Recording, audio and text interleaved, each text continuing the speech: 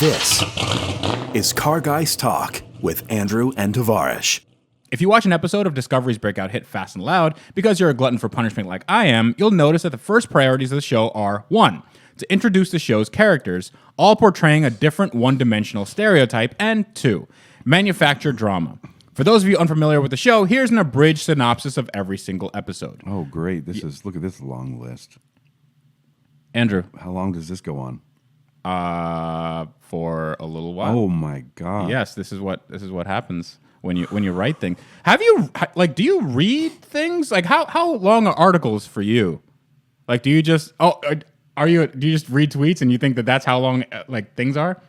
Do you look at books and you go like, oh, come on, like just get to the end already? Yes. This article is hard.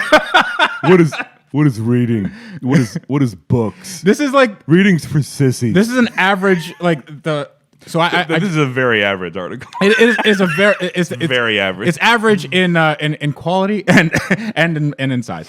Well, there's a joke there. Yes. So It's not the size of the article. It's the amount of words you can pack into one paragraph, or one, in your case, one sentence. you know what it is. what it is. It's like if you're moving, but you only have one small car, but you have to cram as much stuff as you can because you don't want to make more than one trip.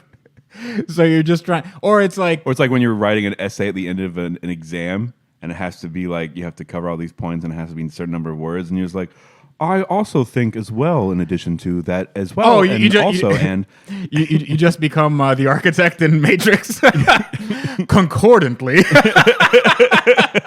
Vis-a-vis. Like, nobody uses these words outside of like 1920s. I don't know. There's a marker. Isn't there a marker company called Vis-a-vis? Or Vis-a-vis? Probably. I don't know.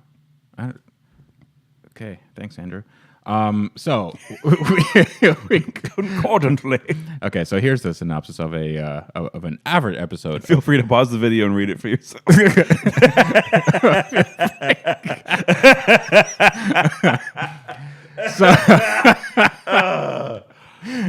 Pause the video and then turn it off. Feel free to just turn it off. Okay. Richard Rawlings, owner of Gas Monkey Garage, gets a tip about some car left in a field for 20 years, goes to check out said car with the approximate value of $25,000. Cut to interview with Richard Rawlings in studio, recalling what we're seeing him do in real time, just so we're not confused in any way. Upon arrival, sees said $25,000 car, and after kvetching about the price, buys the car for $1,500 plus some Gas Monkey t-shirts, Gas Monkey tequila, and a 100-count value pack of Gas Monkey medical-grade colostomy bags. Cut to interview... Wait, do they have those? You want some?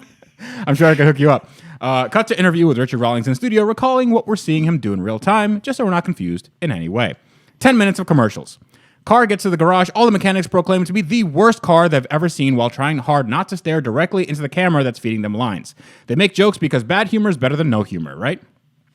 Cut to interview with Richard Rawlings in studio, recalling what we're seeing him do in real time, just so we're not confused in any way. Oh, I see what's going on. That happens a lot, and so you It does. copied and pasted the same sentence 9 times to further pad your essay. Continue. You know, if, it's not like I got paid by the word here. You know, Andrew, we're trying to get through this article, and you're just making it very, very difficult. No. People in the comments. No. The article that you wrote is making it very difficult. No. People in the comments. You guys, let me know. You can read the article and see if it makes sense. Andrew apparently is a toddler, and he doesn't know how to read. Like what is a regular article for you? How many words is an article for you?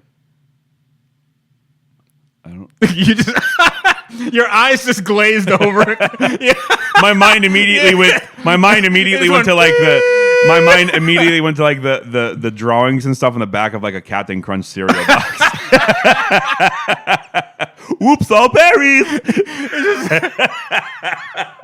It's just a monkey playing ping pong in your head. Yeah. Okay.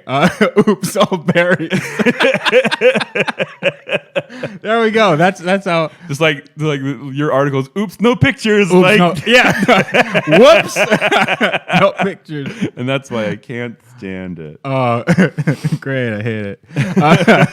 Thanks. I hate it. Richard has 24 hours. That includes. Richard has 24 hours, and that includes delivering the car to Australia along with 5 metric tons of grade A Texas moonshine. Blah, blah. Cut to interview. Blah, blah, blah. Richard gathers a crew, gives a pep talk about how he's going to have to sell his body to science if this build doesn't get done on time and on budget. They cannot screw this up. Car doesn't start, / parts don't fit, / one of the mechanics quits, / everyone at the shop takes a day off for some reason, / all of the above. 10-minute commercial break, 30-second snippet of the mechanics doing stuff that isn't working on cars, 5-minute commercial break, not brought to you by Dodge. Remember all the drama that unfolded in the third act? Forget all that. The car's done with enough time for a fully rehearsed skit, except instead of actors, we have Gas Monkey employees. Richard meets with said rich guy, now immeasurably drunk. Richard receives $500,000 cash with the car visibly rough to anyone that knows anything about cars. They do a burnout because burnouts equal quality. They celebrate at Gas Monkey Bar and Grill, now brought to you by Dodge. Cut to interview with Richard Rawlings in the studio, recalling what they're seeing and doing in real time, just so we're not confused in any way. Woo! So that's the... What? It's actually pretty funny. Okay, good. You see what happens when you're not a negative Nancy about everything? We made it. We made it to the end of that synopsis. of that Great. How much of the article is left? Of that segment.